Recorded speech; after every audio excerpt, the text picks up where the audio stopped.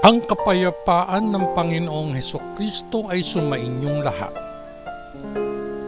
Ganun din, magandang araw sa inyong lahat, saan mang sulok ng mundo kayo naroroon sa sandaling ito.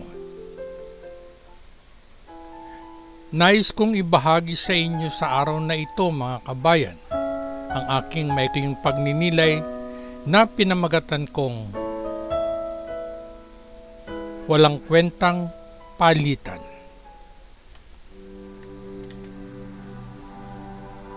Tunay na puno ng mga palitan ang ating buhay sa mundong ito.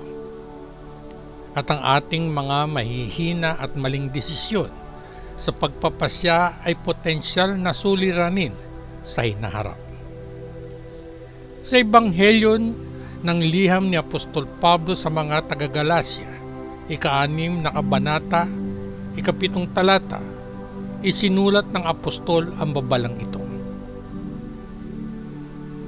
Huwag ninyong dayain ang inyong sarili. Walang sino man ang makapangloloko sa Diyos. Aanihin ng isang tao kung ano ang kanyang itinanim. Lahat ng ito ay bahagi ng pamumuhay natin sa ilalim ng batas ng Diyos. Anong masamang mga pakikipagpalitan ang nagawa natin? Tinatanggihan ba natin ang awa ng Diyos upang matamasa natin ang panahon ng kasiyahan ng kasalanan? Sa banal na kasulatan, makikita natin ang ilang halimbawa. Unang halimbawa, ipinagpalit ni Moises ang lupang pangako para sa kanyang galit sa mga tao ng Israel. Balikan at basahin natin ang mga kaganapan sa disyerto na nakatala sa aklat ng mga bilang, ika-20 kabanata, mga talata 7 hanggang ika-15. Nakatala dito, sinabi ng Panginoon kay Moises, kunin mo ang tungkod na nasa harap ng kaban ng tipan, at pagkatapos ay tipunin mo at ni Aaron ang buong komunidad. Doon sa harapan nilang lahat ay naikipag-usap sa batong iyon doon, at bumubulwak ang tubig mula rito. Sa ganitong paraan, maglalabas ka ng tubig mula sa bato para sa mga tao, para inumin nila at ng kanilang mga hayop. Pumunta si Moises at kinuha ang tungkod, gaya ng iniutos ng Panginoon. Tinipon niya at ni Aaron ang buong komunidad sa harap ng bato, at sinabi ni Moises, makinig kayo, kayong mga mapanghimagsik. Kailangan ba namin kumuha ng tubig mula sa batong ito para sa inyo? Pagkatapos ay itinaas ni Moises ang tungkod at hinampas ng 2 beses ang bato, at bumulwak ang isang malaking agos ng tubig, at uminom ang lahat ng mga tao at mga hayop. Ngunit sinaway ng Panginoon sina Moises at Aaron. Sinabi niya, dahil wala kang sapat na pananampalataya upang kilalanin ang aking banal na kapangyarihan sa harap ng mga tao ng Israel, hindi mo sila madadala sa lupain na ipinangako kong ibibigay sa kanila. Nangyari ito sa Meriba, kung saan nagreklamo ang mga tao ng Israel laban sa Panginoon, at kung saan ipinakita niya sa kanila na siya ay banal. Nagpadala si Moises ng mga mensahero mula sa Kades sa hari ng Edom. Sabi nila, ang mensaheng ito ay mula sa iyong mga kamag-anak, ang mga lipi ng Israel. Alam mo ang mga paghihirap na aming dinanas, kung paanong ang aming mga ninuno ay pumunta sa Ehipto, kung saan kami nanirahan sa maraming taon. Pinagmalupitan ng mga Ehipsyo ang ating mga ninuno at tayo. Ikalawang halimbawa, ipinagpalit ni David ang kanyang reputasyon para sa isang gabi ng pagsinta. Basahin natin ang 11 kabanata ng 2 aklat ni Samuel. Nasusulat dito. Nang tagsibol, sa panahon na ang mga hari ay lumalabas sa digmaan, pinaalis ni David si Joab kasama ang mga tauhan ng hari at ang buong hukbo ng Israel. Nilipol nila ang mga Amonita at kinubkob ang Raba. Ngunit si David ay nanatili sa Jerusalem. Isang gabi ay bumangon si David mula sa kanyang higaan at naglakad-lakad sa bubungan ng palasyo. Mula sa bubong ay nakita niya ang isang babaeng naliligo. Napakaganda ng babae at nagpadala si David ng isang tao upang alamin ang tungkol sa kanya. Sinabi ng lalaki, "Hindi ba ito si Batsheba, na anak ni Eliam at asawa ni Urias na Heteo?" Pagkatapos ay nagpadala si David ng mga mensahero upang kunin siya. Siya ay lumapit sa kanya at siya ay sumiping sa kanya. Nilinis niya ang kanyang sarili mula sa kanyang karumihan. Pagkatapos siya ay umuwi. Ang babae ay naglihi at nagsugo kay David na nagsasabi, "Ako ay buntis." Kaya ipinadala ni David ang salitang ito kay Joab. "Ipadala mo sa akin si Urias na Heteo." At ipinadala siya ni Joab kay David. Nang dumating si Urias sa kanya, tinanong siya ni David kung kumusta si Joab. Kinumusta ang mga kawal at kinumusta ang digmaan. At sinabi ni David kay Urias, "Bumaba ka sa iyong bahay at hugasan mo ang iyong mga paa." Kaya't umalis si Urias sa palasyo at isang regalo mula sa hari ang ipinadala pagkatapos niya. Ngunit si Urias ay natulog sa pasukan ng palasyo kasama ang lahat ng mga lingkod ng kanyang Panginoon at hindi bumaba sa kanyang bahay. Nang naipaalam kay David, hindi umuwi si Urias. Tinanong niya siya, "Hindi ba galing ka sa malayo? Bakit hindi ka umuwi?"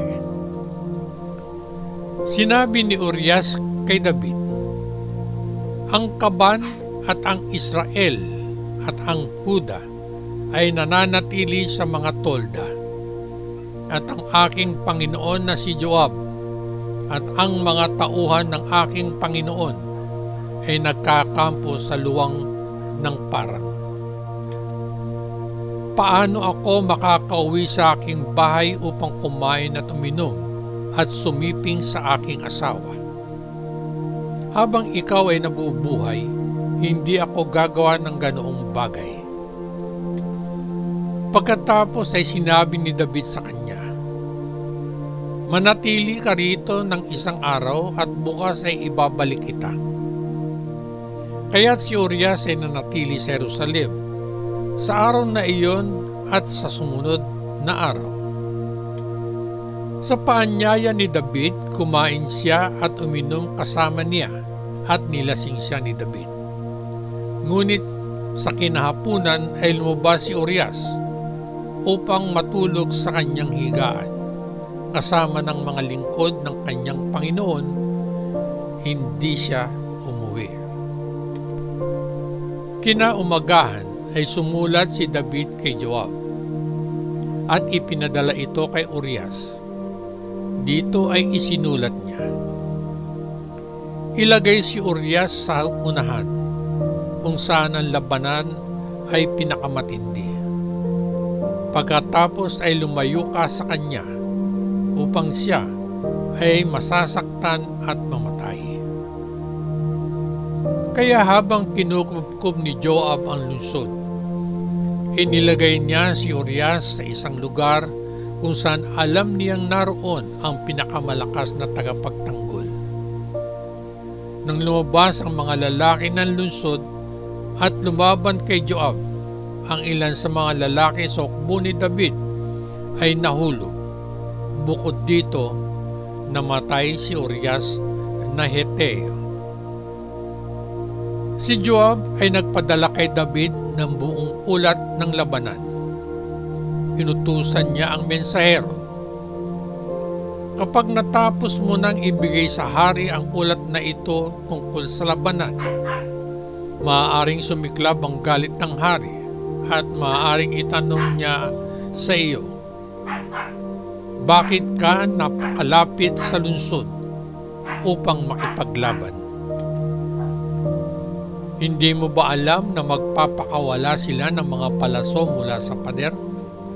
Sino ang pumatay kay Abimelech na anak ni Jerub-Beshet? Hindi ba't binato siya ng isang babae mula sa pader ng isang pang-itaas na gilingang bato na anupat siya'y namatay sa Tebes? Bakit masyado kang malapit sa pader? Kung tatanungin kanya ng ganito, sabihin mo sa kanya, gayon din, patay na ang iyong lingkod na si Urias na Heteo. Ang mensahero ay umalis, at pagdating niya ay sinabi niya kay David ang lahat ng ipinadala sa kanya ni Joab upang sabihin. Sinabi ng mensahero kay David, natalo kami ng mga lalaki na lumabas laban sa amin sa lantan. Ngunit itinaboy namin sila pabalik sa pasukan sa pintuang daan ng lungsod. Nang magkagayoy, pinana ng mga mamamana ang iyong mga lingkod mula sa pader, at namatay ang ilan sa mga tauhan ng hari. Bukod dito, ang iyong lingkod na si Urias na Heteo ay patay na. Sinabi ni David sa mensahero, sabihin mo ito kay Joab. Huwag mong hayaang magalit ito. Nilalamon ng espada ang isa at ang isa pa.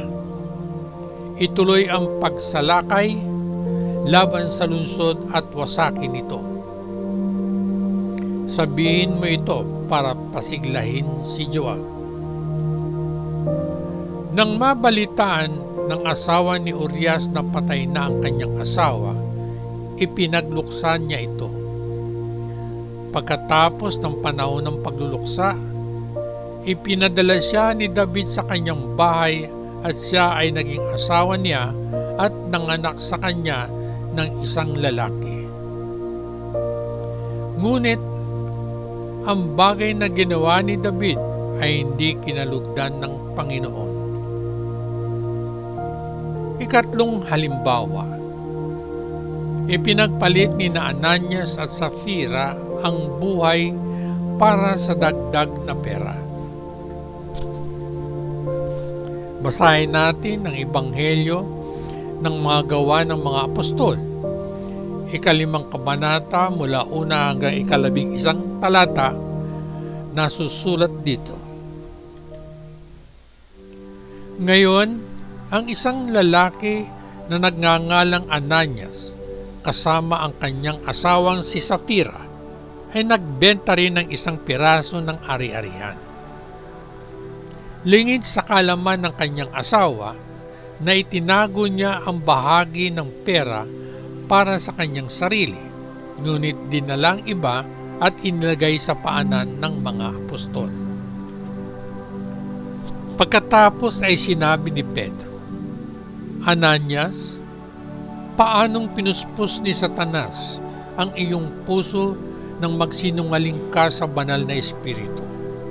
at magtago para sa iyong sarili ng ilan sa perang natanggap mo sa lupain. Hindi ba ito ay pag-aari mo bago ito nabenta? At pagkatapos mong maibenta, hindi ba ang pera ay nasa iyong pamamahagi? Ano ang nagtulak sa iyo na gawin ang ganoong bagay? Hindi ka nagsinungaling sa tao, kundi sa Diyos. Nang marinig ito ni Ananias, siya ay nahulog at namatay. At nagkaroon ng matinding takot ang lahat ng nakarinig sa nangyari. Nang magkagayoy, lumapit ang mga binata. Binalot ang kanyang bangkay at dinala siya palabas at inilibing. Makalipas ang mga 3 oras, pumasok ang kanyang asawa. Hindi alam kung ano ang nangyari.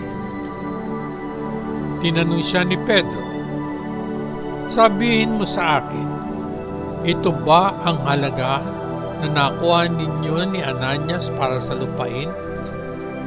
"Oo," sabi niya, "iyan ang presyo." Sinabi sa kanya ni Pedro, "Paano ka pumayag na subukin ang Espiritu ng Panginoon? Narito ang mga paa ng mga lalaking naglibing sa iyong asawa ay nasa pintuan, at dadalhin ka rin nila palabas." Sa sandaling iyon ay natumba siya sa paanan niya at namatay.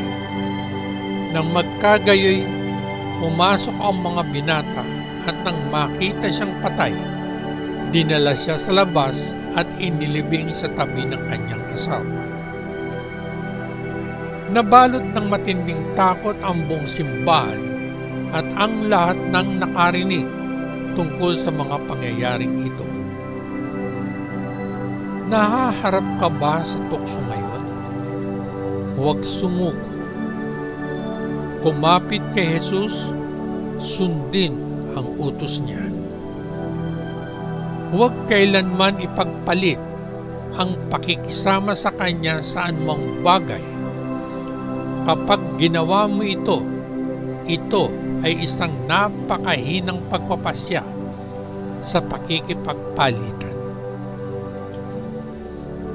Katalinuhan ang umiwas kapag tinukso. Isang hangal ang manatili.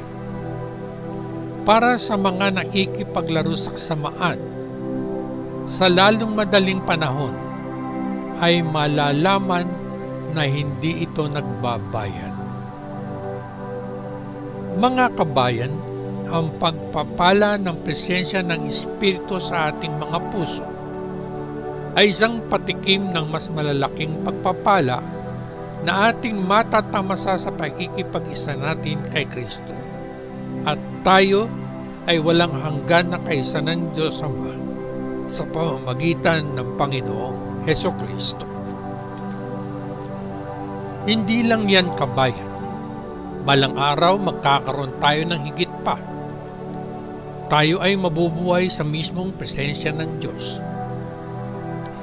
May kagalakan tayong naghihintay sa pagdating ng araw na iyon. Dahil ang ating kinabukasan ay garantisado na. Ikaw, kabayan, bukod sa mga mensaheng ito mula sa mabuting balita ng Panginoon, may iba pa bang mensahe sa mabuting balita ang nagpapahayag na may iba pa? Kung meron man, malugod kong papakinggan kung meron pang iba.